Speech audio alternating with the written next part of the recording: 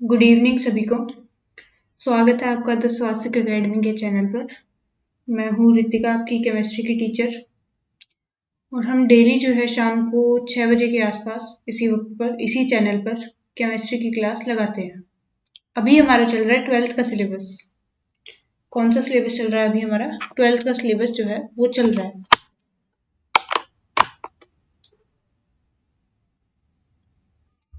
अभी हमारा class 12th का सिलेबस मैं कवर करवा रही हूँ, 12th केमिस्ट्री का। और इसमें हमारे 2 चैप्टर जो है वो ऑलरेडी हो चुके हैं। First was our solution and second was our chemical kinetics. ये हमारा तीसरा चैप्टर चल रहा है अभी, विच इज इलेक्ट्रोकेमिस्ट्री। कौन सा? इलेक्ट्रोकेमिस्ट्री। ये आपके बोर्ड एग्जाम के अंदर आएगा, ऑलमोस्ट 9 मार्क्स का। तो ये काफ़ी इंपॉर्टेंट है, काफ़ी ज़्यादा वेटेज है इस चैप्टर का। तो ये आप अच्छे से कवर कीजिएगा। और इसके हमारे 5 लेक्चर ऑलरेडी हो चुके हैं और उसमें हमने काफ़ी चीज़ें कवर की थी। हमने इलेक्ट्रोकेमिकल सेल देख लिया, हमने गैल्वेनिक सेल देख लिया, उसी का टाइप है। और हमने क्या देख लिया अब तक? हमने इलेक्ट्रोड पोटेंशियल देख लिया क्या होता है, हमने एसएचई देख लिया, स्टैंडर्ड हाइड्रोजन इलेक्ट्रोड। और हमने इलेक्ट्रोकेमिकल सीरीज भी देख ली। ये सारी चीजें हम डिस्कस कर चुके हैं पहले। कल के लेक्चर में मैंने पढ़ाया था इलेक्ट्रोकेमिकल सीरीज। कल क्या पढ़ाया था मैंने? Electrochemical series. और इसके कुछ पॉइंट्स लिखवाए थे। इलेक्ट्रोकेमिकल सीरीज क्या होती है? इलेक्ट्रोकेमिकल सीरीज हमारी कुछ नहीं होता। इसमें जो है हाइड्रोजन के कंपेयर में, किसके कंपेयर में? हाइड्रोजन के कंपेयर में। मैंने ये चीज आपको बताई थी कि हम किसी भी इलेक्ट्रोड्स का पोटेंशियल जो है, स्टैंडर्ड इलेक्ट्रोड पोटेंशियल जो है वो कैसे मेजर करते हैं? हाइड्रोजन को रेफरेंस मानकर। तो हमने उस सीरीज में देखा था कि सबसे ज्यादा रिडक्शन पोटेंशियल किसका होता है? फ्लोरीन का। सबसे कम रिडक्शन पोटेंशियल किसका होता है? लिथियम का। फ्लोरीन क्या है? एक अच्छा ऑक्सीडाइजिंग एजेंट है। वाई? बिकॉज सामने वाले का क्या कर देता है? ऑक्सीडेशन कर देता है। खुद का क्या हो जाता है? उसका रिडक्शन हो जाता है। ऑक्सीडेशन पोटेंशियल अगर मुझे चेक करना है for oxidising agent, strength of oxidising agent, क्या चेक करना है अगर मुझे?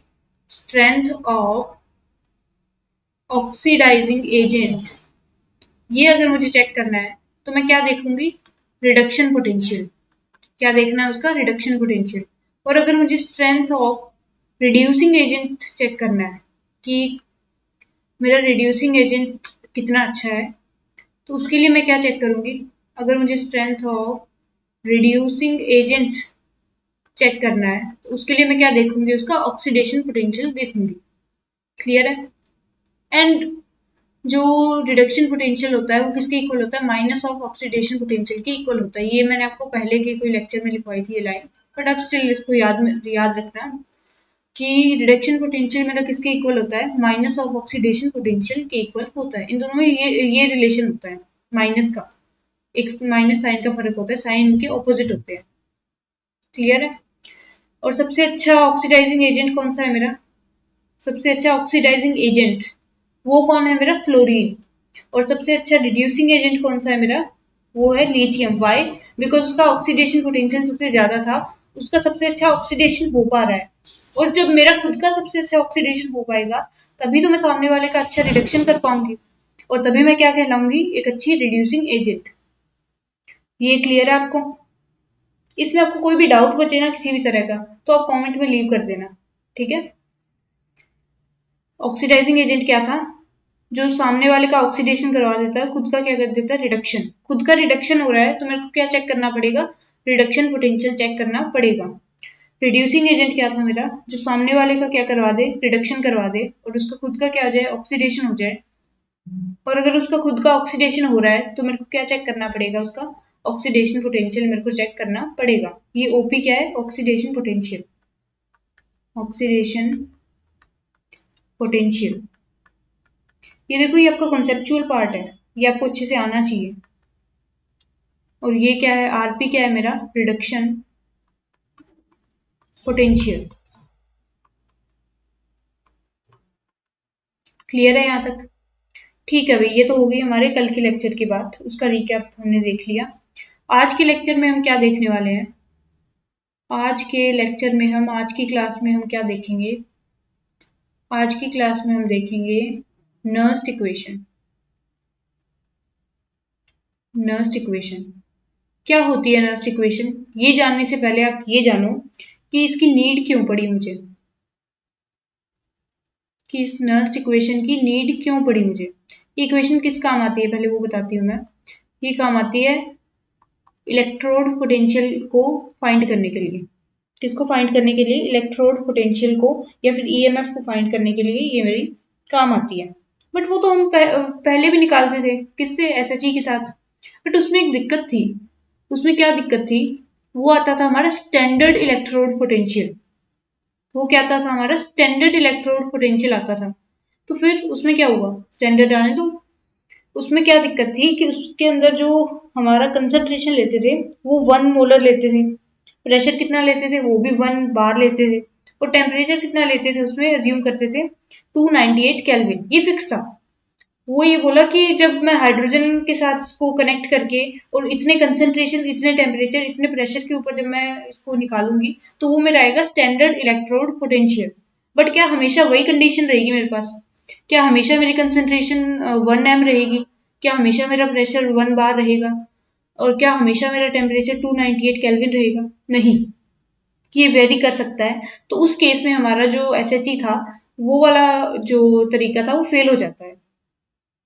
ठीक है, वो वाला तरीका हम यूज नहीं करते हैं, नहीं कर पाएंगे अगर हमारी कंसंट्रेशन का अलग है, या फिर प्रेशर अलग है, या फिर क्या है, टेम्परेचर अलग है।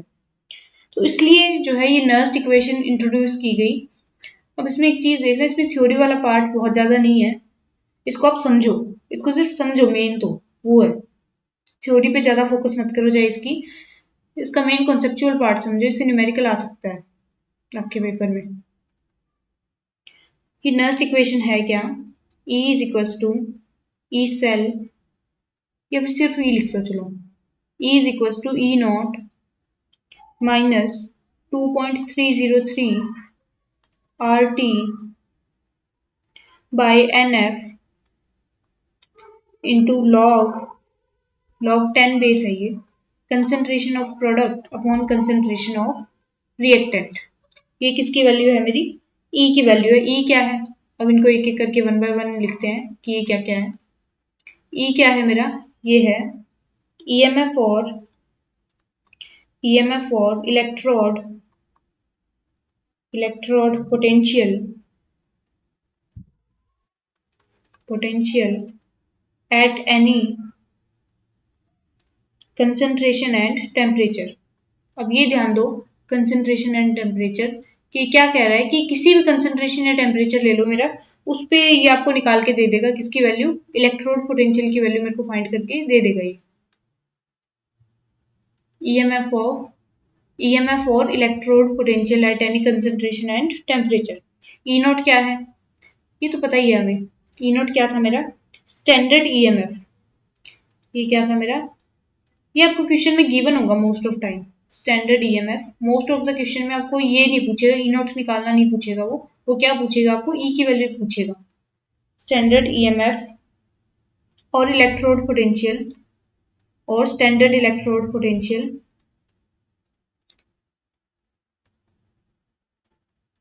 Standard electrode potential. और इसमें क्या क्या नेसेसरी है, कंडीशन क्या क्या थी मेरी? कि कंसंट्रेशन ऑफ आयन वो कितनी होनी चाहिए? 1 मोलर होनी चाहिए। पी गैस कितना था मेरा? 1 atm या फिर 1 बार। एंड टेम्परेचर कितना था मेरा? 25 डिग्री, 25 डिग्री सेल्सियस बोल दो या फिर कितना बोल दो, 298 केल्विन। ये मेरी कंडीशन इसमें मस्ट थी कि जब ये कंडीशंस होंगी तब मैं जो ईएमएफ ऑफ द सेल होगा या ईएमएफ ऑफ द इलेक्ट्रोड होगा उसको मैं क्या बोल दूंगी? ई नॉट बोल दूंगी, सिर्फ उसी केस में। नेक्स्ट, टी क्या है मेरा? टेम्परेचर। आर क्या है मेरा? Gas constant. और एन क्या है मेरा? Number of electron lost, gain और ट्रांसफर्ड। ये कैसे, इसका क्या मतलब है लॉस, गेन या ट्रांसफर? ये जब मैं क्वेश्चन करवाऊंगी आपको, इसका एग्जांपल बताऊंगी, तब आपको ज़्यादा क्लियर हो जाएगा। ठीक है, अभी के लिए सिर्फ ये लिखो। अभी के लिए आपको क्या नोट करना है, सिर्फ ये चीज़ें नोट करनी है। और आपको क्या देखना है, एफ। एफ क्या है? एफ है मेरा ये वाला एफ। ये क्या है मेरा? Faraday constant. ये क्या है मेरा? फैराडे कांस्टेंट है। क्लियर है? और इसकी वैल्यू क्या होती है? सिंस ये कांस्टेंट है तो इसकी वैल्यू क्या होती है? अप्रॉक्स इक्वल होती है 96 500 96500। और ये किस में आती है? इसकी यूनिट क्या रहती है? इसकी यूनिट रहती है कूलम। और ये होता क्या है फैराडे कांस्टेंट? इसका मतलब क्या होता है, क्या है ये? Charge on 1 mole of electron. Charge on 1 mole electron, कि 1 मोल अगर मेरे पास इलेक्ट्रॉन है उस पर चार्ज कितना होगा? क्लियर है? 1 मोल इलेक्ट्रॉन पे मेरा कितना चार्ज आएगा, वो क्या है? एफ है। इसकी वैल्यू होती है ये। जनरली आपको क्वेश्चन में गिवन होती है, बट वैसे भी आप याद रखना इसको, कितनी होती है? 96 500। और यहाँ पे टेम्परेचर जो आता है ना मेरा, वो किस में आता है? केल्विन में। किस में आता है? केल्विन में रखना है। डिग्री सेंटीग्रेड में नहीं रखना, डिग्री सेल्सियस में नहीं रखना है। किस में रखना है मेरे को? केल्विन में रखना है। क्लियर है यहाँ तक? और ये क्या है? P, concentration of product. Concentration of product. और ये आर क्या है मेरा? Concentration of reactant. Concentration of reactant. अब इनको, इनकी पावर भी आप जो है रेज करनी पड़ेगी आपको कई क्वेश्चंस में। वो कैसे करनी है वो भी बता देती हूँ। अभी तक ये क्लियर है आपको सबको? ये सिर्फ एक नर्स्ट इक्वेशन, ये इक्वेशन है नर्स्ट इक्वेशन। इसमें मैंने आपको सबकी नोटेशंस बताई है कि कौन कौन क्या क्या है। ठीक है, और ये इक्वेशन आपको याद रखनी है। क्लियर है? ये इक्वेशन आपको याद रखनी है। नेक्स्ट मैंने बोला था अभी कि पावर रेज करनी पड़ेगी आपको। वो कैसे है? अगर आपको ये लिखना है, सपोज ये रिएक्शन है मेरे पास, 2A से मेरे पास क्या बन रहा है? 2A से मेरे पास क्या बन रहा है? 3B। और ये इक्विलिब्रियम में है। ठीक है, तो इसमें अगर मैं concentration of product upon concentration of reactant का टर्म लिखूंगी तो वो कैसे लिखूंगी? प्रोडक्ट क्या है मेरा? बी। 3B नहीं है, प्रोडक्ट मेरा सिर्फ बी है। और रिएक्टेंट क्या है मेरा? ए। इनकी पावर में क्या आ जाएगा? इनका स्टोइचियोमेट्रिक कोफिशिएंट। बी का क्या था? 3, तो इसकी पावर 3 रेज कर दो। ए का क्या था? 2, तो इसकी पावर 2 रेज कर दो। क्लियर है? ये क्लियर है? ठीक है भाई, मैं मान के चलूंगी कि ये आपको क्लियर है। ओके, ऐसे आपको किसकी वैल्यू पुट करनी है? Concentration of product upon concentration of reactant. और इसके लिए एक मस्ट चीज है, मस्ट रिमेंबर चीज है, वो क्या है कि जो मेरे पास रिएक्शन है, रिएक्शन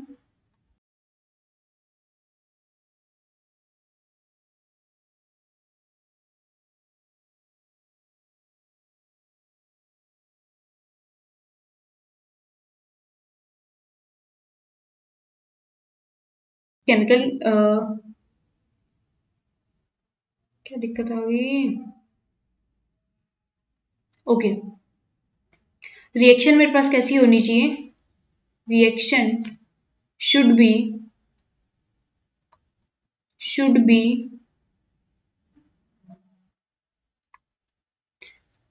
बैलेंस्ड। कि रिएक्शन मेरे पास कैसी आनी चाहिए? बैलेंस्ड होनी चाहिए, तभी मैं ये अप्लाई करूंगी। ठीक है, क्लियर है? वो आपको क्वेश्चन के थ्रू ज्यादा समझ आएगा, जब मैं इसका एग्जाम्पल उठाऊंगी तब आपको इसका अच्छे से समझ आएगा, अच्छे से क्लियर हो जाएगा। बट अभी के लिए आपको ये याद रखना है कि रिएक्शन कैसी होनी चाहिए मेरी? बैलेंस होनी चाहिए, तभी ये अप्लाई करूंगी मैं। ठीक है, अभी ये जो थी ना नर्स्ट इक्वेशन की ऊपर वाली इक्वेशन, वो आपकी यूज होती है, ठीक है, वो आप याद रखना। पर जो मेन आपकी 99% क्वेश्चन में जो यूज होगी नर्स्ट इक्वेशन, वो कौन सी है? जबकि 99% क्वेश्चन में यूज होगी, वो क्या है? E is equal to E nought minus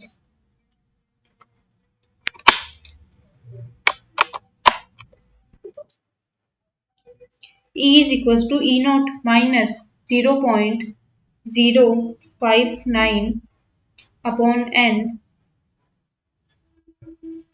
n into log 10 concentration of product upon concentration of reactant।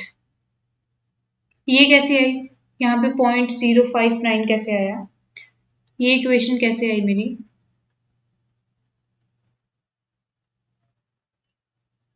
ये इक्वेशन मेरी कैसे आएगी?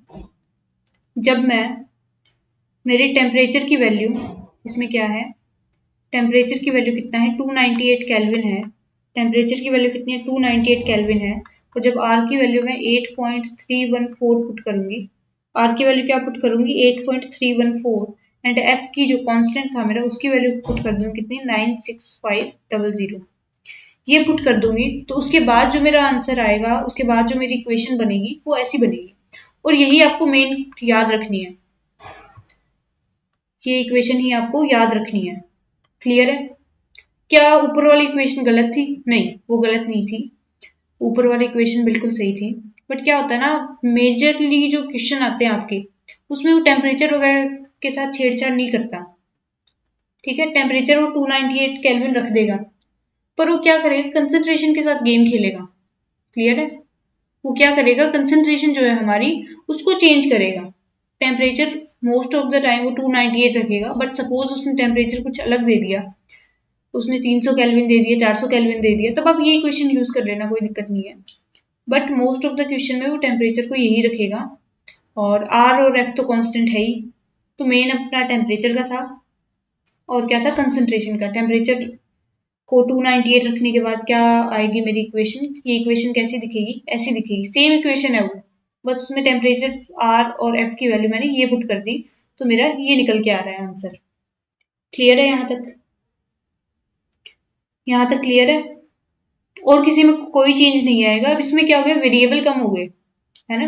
अब आपको इसमें किसकी वैल्यू रखनी है, ई नॉट की वैल्यू रखनी है, या क्वेश्चन में देगा एन की वैल्यू रखनी है, वो आपको इक्वेशन से पता चलेगी। Concentration of P upon concentration of R की वैल्यू रखनी है, वो भी आपका आंसर आ जाएगा। क्लियर है? अब ये कैसे करना है भाई, इसका कोई एग्जाम्पल बताओ तो माने। ठीक है भाई, ठीक है भाई, एग्जाम्पल भी बता देते हैं, एग्जाम्पल भी बता देते हैं। फर्स्ट एग्जाम्पल नोट करना। फर्स्ट एग्जाम्पल मेरा क्या है, find the RP and OP. अब एक चीज और ध्यान रखना कि यहाँ पे ई नॉट अगर मुझे स्टैंडर्ड ऑक्सीडेशन पोटेंशियल दिया है, तो यहाँ पे भी मेरा ई की वैल्यू क्या आएगी, ऑक्सीडेशन पोटेंशियल ही आएगा। अगर यहाँ पे मैंने स्टैंडर्ड रिडक्शन पोटेंशियल लिखा है, तो यहाँ पे भी क्या आएगा, रिडक्शन पोटेंशियल ही निकल के आएगा। अगर यहाँ पे ऑक्सीडेशन लिखा है तो इक्वल में ऑक्सीडेशन ही आएगा। क्लियर है? इसको रिडक्शन मत मान लेना, रिडक्शन पोटेंशियल मत मानना, जो यहाँ पे रखेंगे हम वही यहाँ आएगा, ई की वैल्यू आएगी। जो ई नॉट की वैल्यू रखेंगे हम, उसी की टर्म्स में क्या आएगा, ई आएगा। अगर ई नॉट मैंने स्टैंडर्ड रिडक्शन पोटेंशियल एसआरपी रखा है, तो ये क्या आएगा, आरपी आएगा, रिडक्शन पोटेंशियल आएगा। अगर ये मैंने एसओपी रखा है, तो वो क्या आएगा, ओपी आएगा।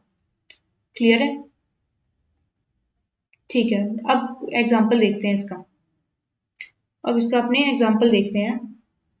इसने क्या बोला है, find the RP and OP of Fe+2 0.01 m into FeS। Fe solid है at 25 degree Celsius, at 25 degree Celsius.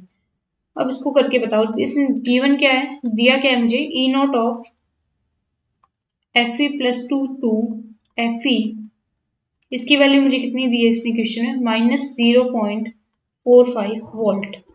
ये इसने मेरे को क्वेश्चन में इसकी वैल्यू दी है। ठीक है भाई, अब मेरे को इक्वेशन कौन सी यूज करनी है, सिंस टेम्परेचर कितना है, 25 डिग्री सेल्सियस है, 298 केल्विन है, तो मैं कौन सी इक्वेशन यूज करूंगी, मेरी सेकंड वाली। मैंने बोला था ना मोस्ट ऑफ क्वेश्चन में वही यूज होगी। E is equal to E nought minus 0.059 upon n into log 10 base concentration of product upon concentration of reactant, ये आएगा।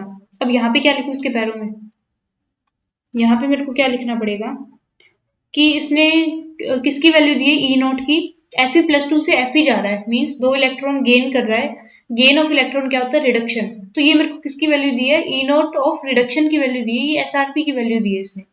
तो यहाँ पे भी मेरे को SRP लिखना पड़ेगा, बिकॉज मुझे किसकी वैल्यू पता है, SRP की वैल्यू पता है। ठीक है, और यहाँ पे भी क्या निकल के आएगा, फिर RP आएगा, रिडक्शन पोटेंशियल निकल के आएगा। क्लियर है। ये मेरे को कैसे पता चला कि ये SRP है, SOP क्यों नहीं है, बिकॉज Fe+2 से Fe जा रहा है, और Fe+2 से Fe जा रहा है, 2 इलेक्ट्रॉन गेन करके जाएगा ऑब्वियसली। और गेन ऑफ इलेक्ट्रॉन मुझे पता है क्या होता है, मेरा रिडक्शन होता है।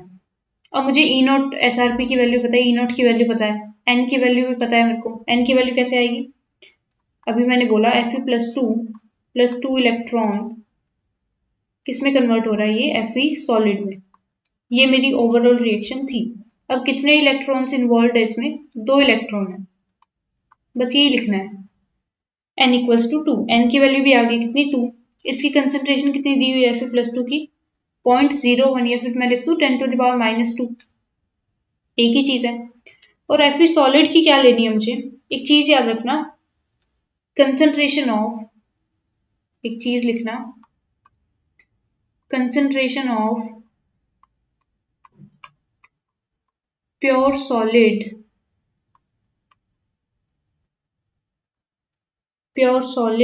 एंड प्योर लिक्विड, ये कितनी मान के चलते हैं अपने, ये कितनी होती है, 1। इसको हमेशा क्या अज्यूम करना है, 1 ही अज्यूम करना है, ये चीज ध्यान में रखना। ठीक है, इसकी वैल्यू कितनी आ गई, 1 आ गई, कि इसकी कंसेंट्रेशन कितनी होगी देन, 1। ठीक है, अब मेरे को क्या करना है, अब कुछ नहीं करना, मुझे इसकी वैल्यू पता है, इसकी वैल्यू पता है, एन की वैल्यू पता है, और इसकी वैल्यू पता है। इसको फॉर्मूले में पुट कर दो और आपका आंसर आ जाएगा। फॉर्मूले में कैसे पुट करना है वो भी देख लेते हैं। ई की वैल्यू क्या आ जाएगी मेरे, ई नॉट की वैल्यू कितनी थी, कितनी दी हुई थी मुझे क्वेश्चन में, मुझे ई नॉट की वैल्यू दी थी -0.45 माइनस 0.059 डिवाइड बाई 2, एन की वैल्यू थी 2, log 10, कंसेंट्रेशन ऑफ प्रोडक्ट था मेरा 1, प्रोडक्ट या फिर concentration of Fe upon concentration of reactant Fe+2, ये आएगा -0.45 minus 0.059 by 2 into log 10, concentration of Fe कितना था मेरा 1 अपॉन Fe+2 का कितना था 10⁻²। अब ये ऊपर चला जाएगा, और क्या इसको क्या लिख सकती हूँ मैं, log 10 बेस 10 का स्क्वायर। अभी मैंने आपको एक चीज बताई थी, एक फॉर्मूला नोट करना, लॉग की प्रॉपर्टी है एक, वो नोट करना कि लॉग ऑफ ए, और यहाँ पे भी क्या होना चाहिए, ए, इसकी पावर n कर दूं तो इसका आंसर आता है n, सिर्फ है। log a⁴n base a means ये दोनों सेम होने चाहिए, जो बेस है वही यहाँ पे होना चाहिए नंबर में, और उसकी पावर जो भी होगी वो मेरा आंसर आ जाएगा। लॉग का मतलब क्या होता है कि इस बेस की कितनी पावर करूं कि ये आंसर आ जाए, कि मैं 10 की कितनी पावर करूं कि 10⁻² आंसर आ जाए, 2, सिंपल सी चीज है। ठीक है, ये प्रॉपर्टी होती है, थोड़ा ध्यान में रखना लॉग की। ये आ जाएगा 0.45 माइनस 0.059 बाई 2 इंटू इसकी वैल्यू कितनी आ जाएगी, 2। ठीक है, 2 से 2 कैंसिल हो गया, एंड ये आ जाएगा मेरा,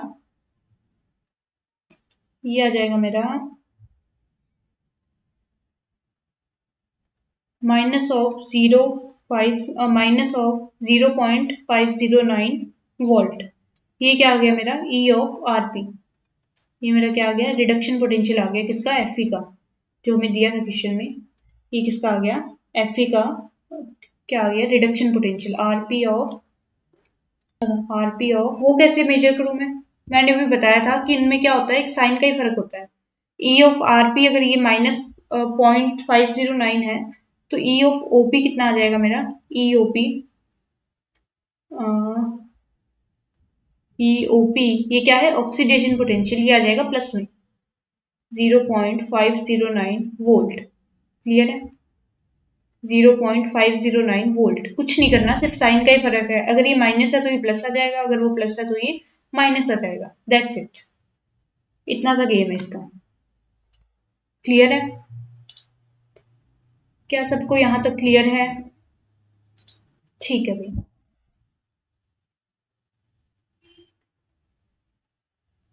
एक और एग्जांपल देखते हैं इसका, एक और एग्जांपल देखते हैं, दैट इज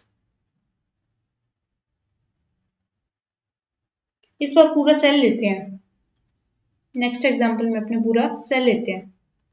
एग्जांपल इसमें क्या दिया है इसने, क्रोमियम सॉलिड, क्रोमियम +3, इसकी कंसेंट्रेशन दी है 0.1 m। अब देखो यहाँ पे दिक्कत आ जाती थी किसमें, SHE की केस में। उसमें जब हम मेजर करते थे सिर्फ वो 1 मोलर के लिए आती थी, बट इससे हम किसी भी कंसेंट्रेशन पे इसकी वैल्यू फाइंड कर सकते हैं। और ये कौन सा है मेरा, एनोड, और कैथोड पे क्या है मेरा, Fe+2, इसकी कंसेंट्रेशन है 0.01 m इंटू Fe सॉलिड। ठीक है, ये 0.1 है, 0.1 m है इसकी कॉपर क्रोमियम +3 की, एंड 0.01 है किसकी, Fe+2 की। और इसने क्या दिया, at 25 degree Celsius, at 25 degree Celsius. और क्या दे दिया, E0 दे दिया, SRP, sorry standard electrode potential है, SRP है या SOP है वो भी देखेंगे। इसने बोल दिया क्रोमियम +2 से जा रहा है क्रोमियम, ये इसकी वैल्यू दी है -0.75 वोल्ट। और इसने दी है E0 4 Fe+2 टू Fe, इसकी वैल्यू कितनी दी है इसने, -0.45 वोल्ट। क्लियर है, ठीक है भाई। अब इसमें मेरे को क्या फाइंड करना है, ई सेल इसका फाइंड करना है। क्या फाइंड करना है, ई सेल मेरे को फाइंड करना है। ठीक है, अभी फाइंड करते हैं, अभी ई सेल फाइंड करते हैं। सॉल्यूशन, ई सेल अगर मेरे को फाइंड करना है तो वो सेम इक्वेशन लिखता हूँ। इस बार क्या आ जाएगा, ई सेल आ जाएगा। ठीक है, किसी एक इलेक्ट्रोड के लिए भी ये इक्वेशन सही है और पूरे सेल के लिए भी इक्वेशन सही है। Into log 10 base concentration of product upon concentration of reactant. सबसे पहले इक्वेशन लिख दो, बाकी काम बाद में। अब मेरे को E0 सेल पता है, नहीं मुझे E0 सेल नहीं पता, मेरे को E0 इसका पता है और इसका पता है। तो सबसे पहले मेरे को पूरी इक्वेशन लिखनी पड़ेगी। मेरे को पता है कि ये किस पे है, एनोड है, लेफ्ट में क्या होता है मेरा एनोड, और राइट में क्या होता है मेरा कैथोड। राइट में क्या होता है मेरा कैथोड, ये क्या है कैथोड। तो इसकी ओवरऑल रिएक्शन क्या होगी, ओवरऑल रिएक्शन लिखना पहले, क्रोमियम किस में कन्वर्ट हो रहा होगा, एनोड पे क्या होता है मेरा ऑक्सीडेशन, ऑक्सीडेशन हो रहा है, तो क्रोमियम किस में कन्वर्ट हो रहा है, क्रोमियम +3 में। कैसे हो रहा है, 3 इलेक्ट्रॉन को लूज करके। और Fe किस में कन्वर्ट हो रहा है, Fe+2 2 इलेक्ट्रॉन को एक्सेप्ट करके। ध्यान से देखना, यहाँ पे 2 इलेक्ट्रॉन आएगा, किस में कन्वर्ट हो रहा है, Fe सॉलिड में। ये भी क्या है, सॉलिड है। अब क्या इसको सीधा मैं ऐड कर दूं, क्या इसको सीधा ऐड कर दूं, नहीं। ओवरऑल रिएक्शन को अगर मुझे लिखना है, ये कौन सा है ऑक्सीडेशन वाला पार्ट और ये कौन सा रिडक्शन वाला पार्ट। मेरे को ओवरऑल रिडॉक्स रिएक्शन अगर मुझे लिखनी है तो मेरे को इलेक्ट्रॉन नहीं दिखने चाहिए उसमें। अगर मैं इन दोनों को सीधा ऐड कर दूंगी, 2 इलेक्ट्रॉन से ये 3 इलेक्ट्रॉन कैंसिल हो जाएंगे और यहाँ पे 1 इलेक्ट्रॉन बचेगा अभी भी। तो मेरे को इलेक्ट्रॉन्स को इक्वल करना है।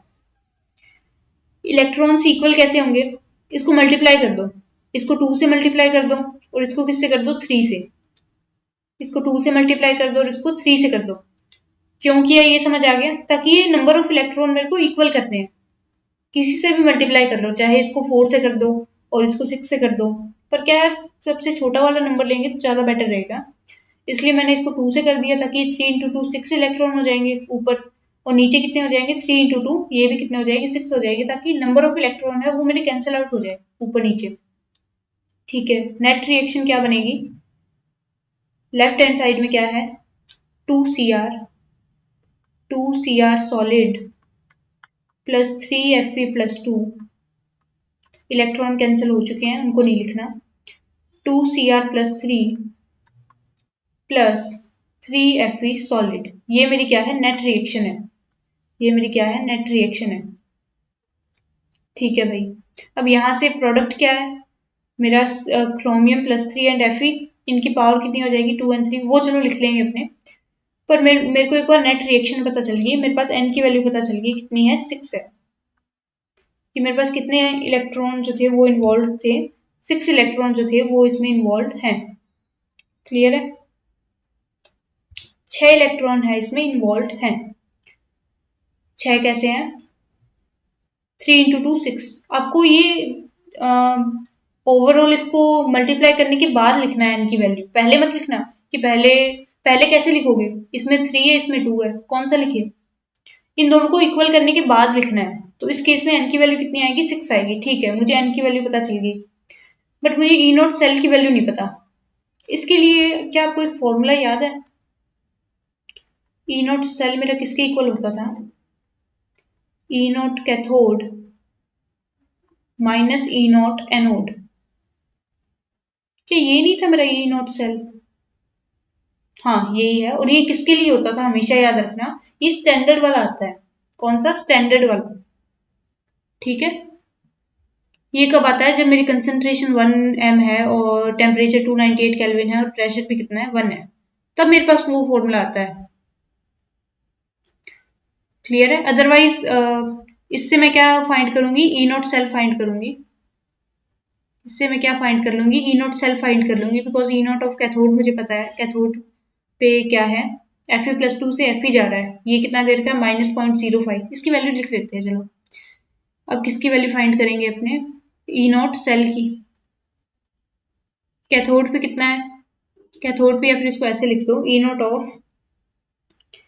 नॉट ऑफ कैथोड पे क्या है मेरा Fe प्लस 2 से Fe माइनस एनोड पे क्या है ई नॉट ऑफ क्रोमियम से या फिर क्रोमियम प्लस 2 प्लस 3 से, दोनों में सेम आएगा, क्रोमियम प्लस 3 से क्रोमियम, इनकी वैल्यूज क्या क्या दे रखी है, +3 आएगा, सॉरी +3, इसकी वैल्यू -0.45, इसकी वैल्यू है -0.45, माइनस साइन के साथ रखनी है, ठीक है ना, क्या करना है मुझे साइन के साथ इनकी वैल्यूज रखनी है।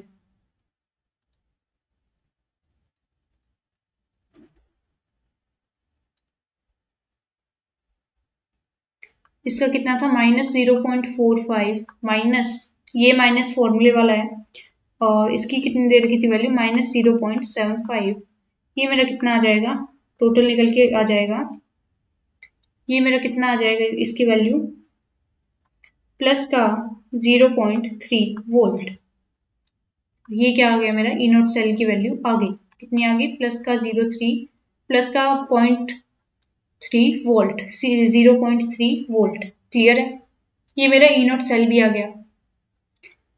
अब क्या इस एक क्वेश्चन से आपके काफी सारे कॉन्सेप्ट क्लियर हो रहे हैं, इस एक क्वेश्चन से आपको n की वैल्यू निकालनी आ गई, इस क्वेश्चन से आपको ई नॉट सेल की वैल्यू निकालनी आ गई। कैसे करना है, जो आपको क्वेश्चन में दी है इसमें स्टैंडर्ड इलेक्ट्रोड पोटेंशियल दिया है, वो कैथोड माइनस एनोड करना है विद साइन। कैथोड पे क्या था मेरा Fe, तो Fe का दिया है ये, एनोड पे क्या था मेरा ये, तो इन दोनों को माइनस करना है सिंपली, वो मेरा क्या निकल के आ जाएगा ई नॉट सेल निकल के आ जाएगा, और मेरे पास ई नॉट सेल की वैल्यू भी आ गई, मेरे पास n की वैल्यू भी आ गई। अब ये और लिख लो सिर्फ, या फिर ये पूरी अभी इक्वेशन लिखूं, इक्वेशन लिखूं, क्या लिखनी है, E cell will be equal to E nought cell, उसकी वैल्यू कितनी है 0.3 अभी फाइंड किया हमने, -0.059 अपॉन n कितना था 6 इंटू log 10, प्रोडक्ट क्या था मेरा, प्रोडक्ट देख के बताओ, वो था मेरा क्या है, क्रोमियम +3 का स्क्वायर, क्रोमियम +3 का स्क्वायर, स्क्वायर क्यों किया पता चल गया ना, बिकॉज स्टोइशियोमेट्रिक कोफिशिएंट है इसका 2, तो उतनी पावर इसकी रेज कर दो, इंटू Fe सॉलिड है, इसकी पावर कितनी रेज करूं, 3 अपॉन रिएक्टेंट साइड में मेरा क्या है, क्रोमियम सॉलिड, इसकी पावर 2 रेज कर दो, एंड Fe+2, इसकी पावर कितनी रेज करनी है मुझे, 3। यहाँ तक क्लियर है। अब ये क्या है, दोनों सॉलिड है और सॉलिड की कंसेंट्रेशन मुझे पता है कितनी लेनी होती है, सॉलिड की कितनी लेनी होती है मुझे कंसेंट्रेशन, 1, ये है 1 और इसकी भी क्या आ जाएगी 1, तो बचेगा क्या, सिर्फ Cr+3 एंड Fe+2, इसकी वैल्यू आएगी E cell will be equals to 0.3 minus 0.059 upon 6 into log 10, chromium +3 की कितनी दे रखी थी क्वेश्चन में, 10⁻⁻1, उसकी पावर कितनी है स्क्वायर, अपॉन Fe+2 की कितनी दी थी 10⁻2 और इसका क्यूब। क्लियर है। क्रोमियम +3 की कंसेंट्रेशन कितनी दी थी क्वेश्चन में, 0.1 या फिर 10⁻1 और Fe+2 की कितनी है 10⁻2। इनकी पावर रेज कर दी जो थी, क्रोमियम की थी 2 और Fe की थी 3, वो मैंने रेज कर दी। अब कैलकुलेशन है सिर्फ 0.3 माइनस, इसको मैं 0.06 लिख दूं ताकि कैलकुलेशन इजी हो जाए, इंटू log 10, अप्रोक्स वैल्यू आएगी इससे, और ये आ जाएगा 10⁻2 अपॉन 10⁻6, ये आ जाएगा 10⁻+4, बिकॉज ये ऊपर चला जाएगा, और ये क्या बचेगा 0.3 minus 0.06 upon 6 into log 10 into 10⁴, इसकी वैल्यू क्या आएगी, अभी बताया मैंने 4, 0.3,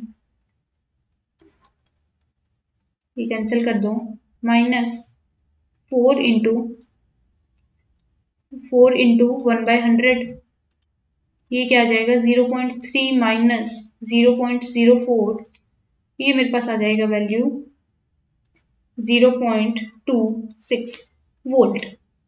मेरे पास ई सेल की वैल्यू क्या निकल के आ गई, ई सेल की वैल्यू मेरे पास क्या निकल के आ गई 0.26 वोल्ट। ये मेरा फाइनल आंसर है इस क्वेश्चन के लिए। बहुत ही अच्छा क्वेश्चन है ये, इससे आपके काफी सारे कॉन्सेप्ट जो है वो क्लियर हो चुके हैं। क्लियर है। अगर आपको ना समझ आए तो वीडियो को दोबारा देखो, ठीक है, और फिर भी ना समझ आए तो कमेंट कर दो, वो तो ऑप्शन आपके पास है ही। क्लियर है।